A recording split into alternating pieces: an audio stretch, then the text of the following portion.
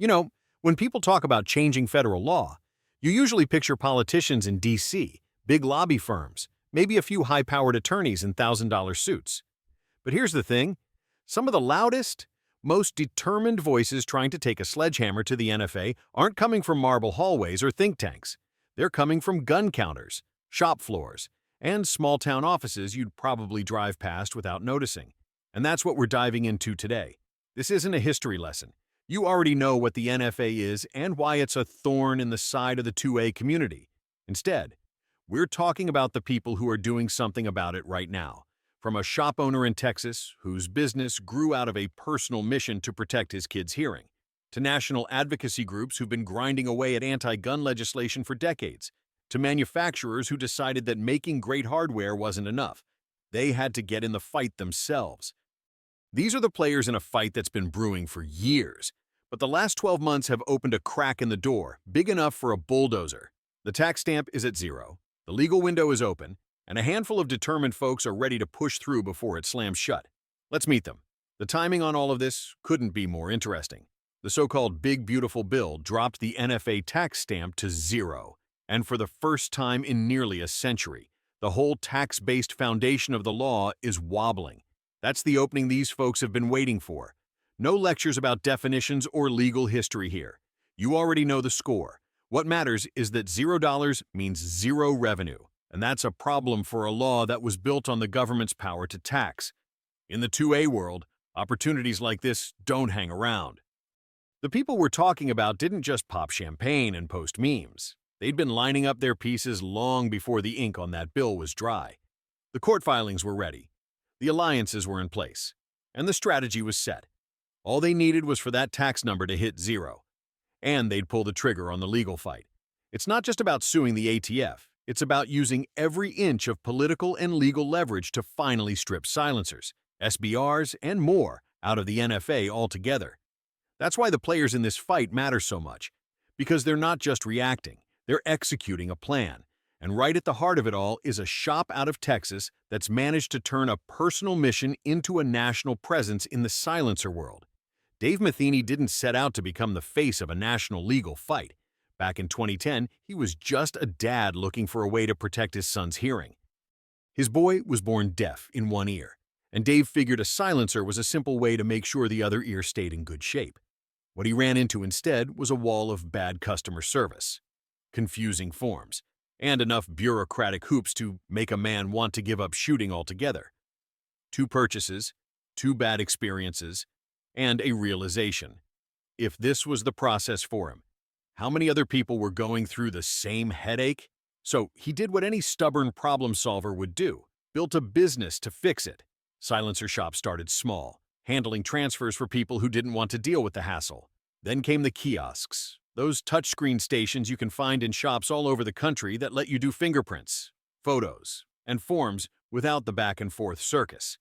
Add in a website that ties the whole process together, and suddenly Dave's little side project was reshaping how the entire silencer market worked. That same practical streak. There's a problem. Let's fix it, is what put Silencer Shop into the middle of the Big Beautiful lawsuit. They weren't content to just work around the NFA. They wanted it gone, or at the very least stripped of silencers and SBRs. The foundation they set up this year isn't a PR stunt. It's a war chest, fed by customer roundups and donations, with every penny going straight into legal action and lobbying.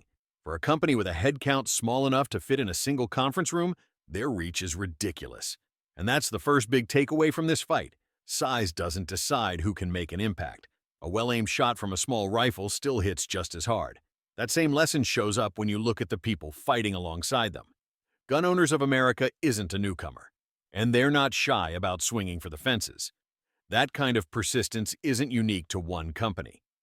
The same drive shows up in organizations that have been in the trenches for decades, willing to throw resources, time, and people at any fight that threatens the Second Amendment. Gun Owners of America is one of those groups. They've built their reputation on being uncompromising, where other organizations sometimes play the long game with half-steps and compromises. GOA has made a point of pushing for the full win. Lawsuits, lobbying, mobilizing their membership to flood lawmakers' inboxes. These aren't occasional moves for them. It's the operating system.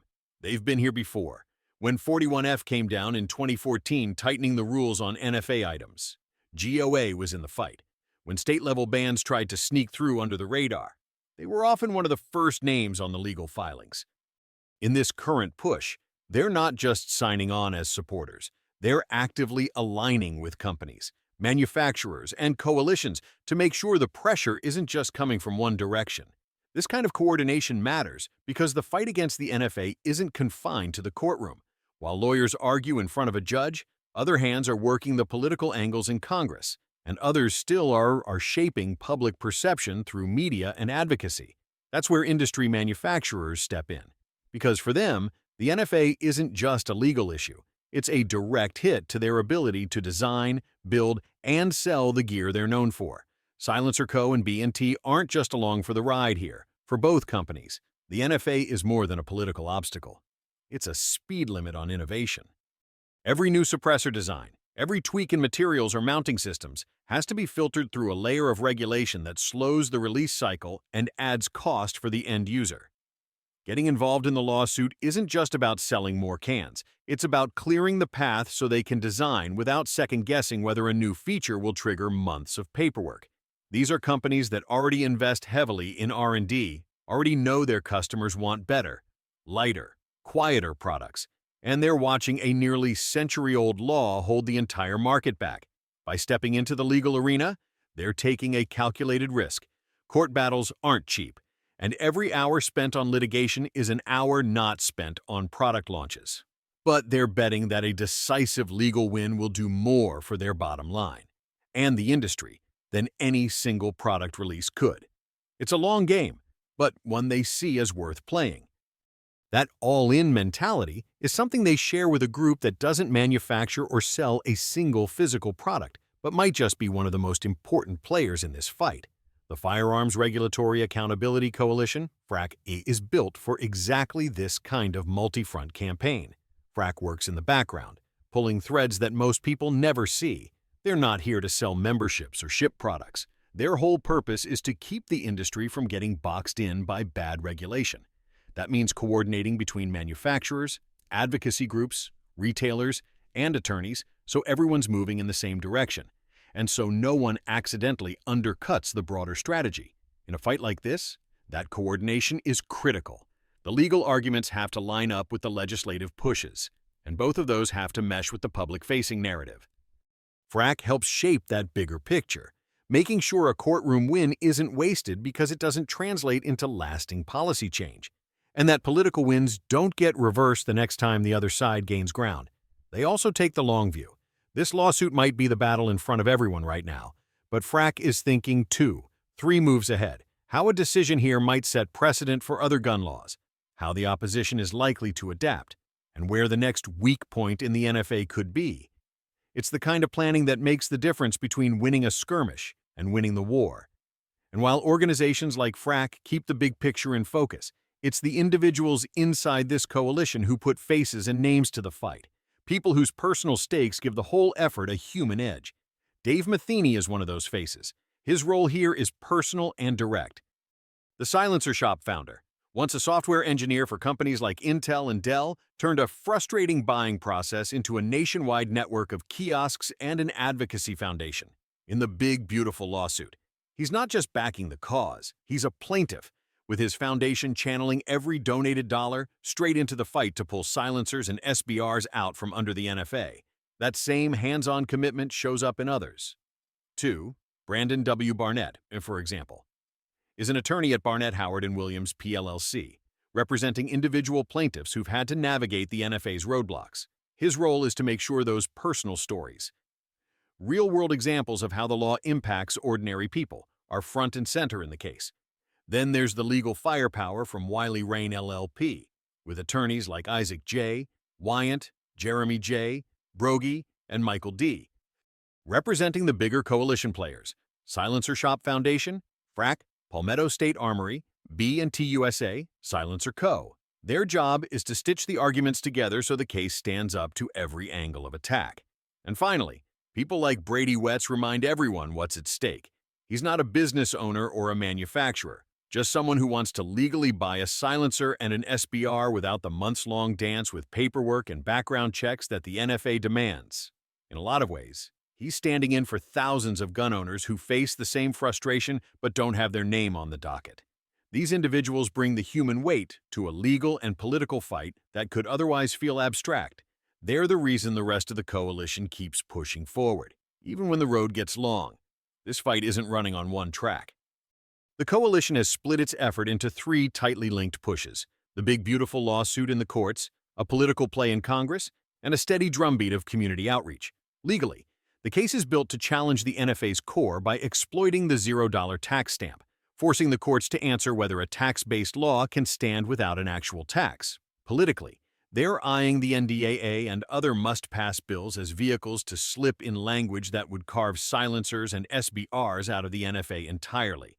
And on the public side, they're turning customers, supporters, and everyday gun owners into part of the pressure machine through donations, petitions, and direct contact with lawmakers. It's a strong mix, but not without risks. The Commerce Clause, the same constitutional provision that's been used to uphold federal regulations before, could be the weapon the other side leans on to defend the NFA. Political momentum is fragile. A single shift in Congress could slam the door shut. And even if the federal law is rolled back, state-level restrictions could keep much of the country locked under similar rules. Still, this is a rare moment. It's David versus Goliath in the truest sense. Small shops, dedicated advocates, and a few well-placed allies going head-to-head with nearly a century of entrenched federal law. Whether they win in court, in Congress, or in the court of public opinion, the ripple effects will be felt across the 2A community. The question is, will it be enough? Will this be the moment the NFA finally loses its grip on silencers and SBRs? That answer isn't set yet, but it's worth following, worth supporting, and for a lot of people in this fight, worth every ounce of effort they can give.